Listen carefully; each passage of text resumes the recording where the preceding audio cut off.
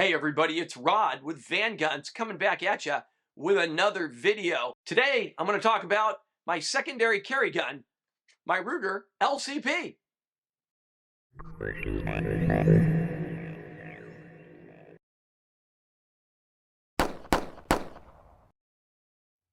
So my everyday carry pistol is my Smith & Wesson Shield Plus. This is a great carry gun.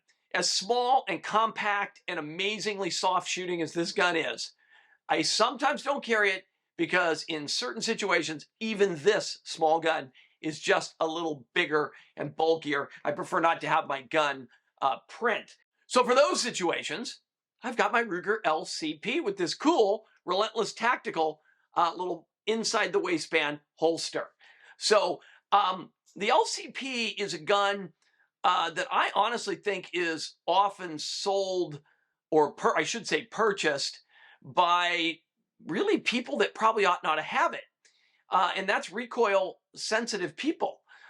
Because it's a 380, a lot of the macho gun types would, oh, it's just a 380, it's a little pea shooter, it'll be fine. So I think it's important to talk about that, why you would carry this, why you would not, and who should carry it and who should not. I want to go over the pros and cons of this gun. I want to answer that latter question. Is this for recoil shy people? And the answer is no, it is not.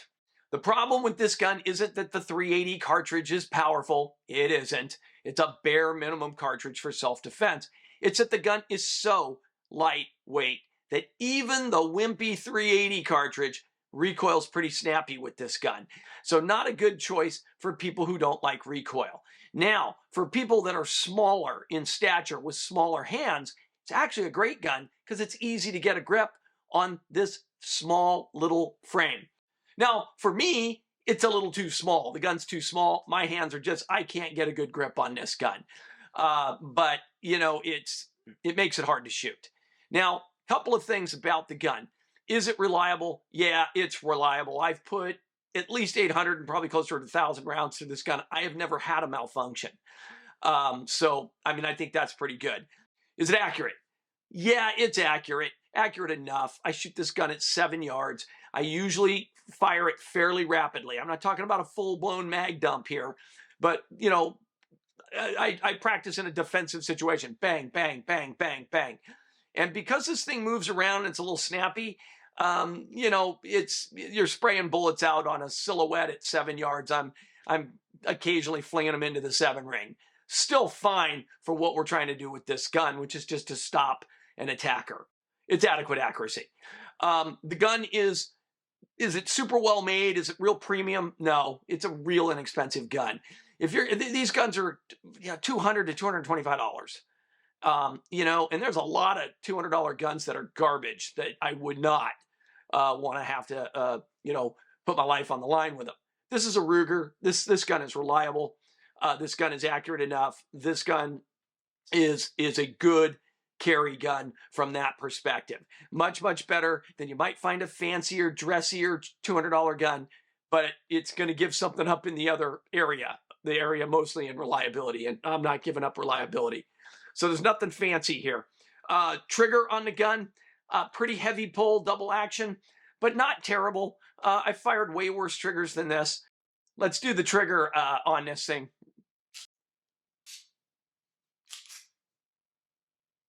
Reset. Right there. It's actually got 2 clicks. It's kind of weird. And then another, 7, 8 pounds, whatever it is on the pull.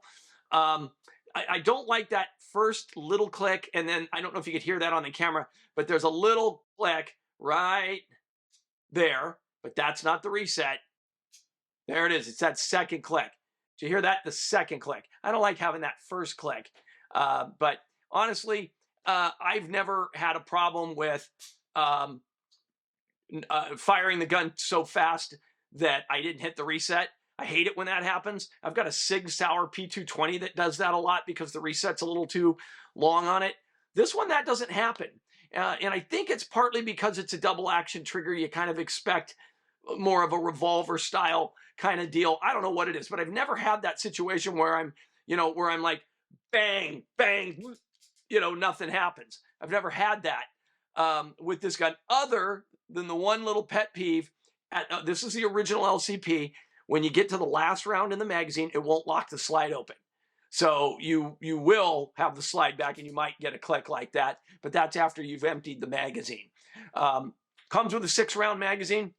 Ruger also makes a 7-rounder. The 7-rounder is just a little bit longer, but it's about the same overall length because the 6-rounder's got a little finger deal that comes down and makes it about the same length. So in my opinion, use the 7-rounder, get the extra round in the gun. The LCP Max has the advantage of holding 10 or 12 rounds. It's a little heavier, so the gun's a little easier to control. And it's a little bigger on all dimensions as well. The LCP2 is just a smidgen bigger and heavier than this, not enough to make a difference on recoil. It's got better sights, but honestly, I like these simple sights on here. They're milled right into the slide. They're not snagging on your clothes. I mean, you don't need, guys, this is not a, you're not going to go to a competition with this thing and target shoot. You don't need it. We're talking about close encounters here. I don't think you got any business trying to take shots at 25 or 30 or 40 yards with this thing. I mean, it's just not meant for that. So yeah, you don't need fancy sights on it. It's a good little gun for what it's designed to do, which is to defend yourself. I carry this when I'm dressed in the summertime in shorts and a light t-shirt because it doesn't print at all. I mean, 0 print on this, which is fantastic. I carry it in this little Relentless Tactical case right here. It's beautiful leather, smells great. Oh, I love the smell of leather. And this is inside the waistband. And it doesn't print. There's no print at all. And the gun doesn't jab into my side. I mean, it's great. And that's when I carry this little gun. Most of the time I'm carrying my Shield Plus in 9mm. Got 13 plus 1 rounds of 9. 9 is 50 to 60% more powerful than 380. So keep that in mind. 380 is kind of a bare minimum. But there are times when even that Shield Plus, which I think is the best overall carry gun out there, you know, that's another video.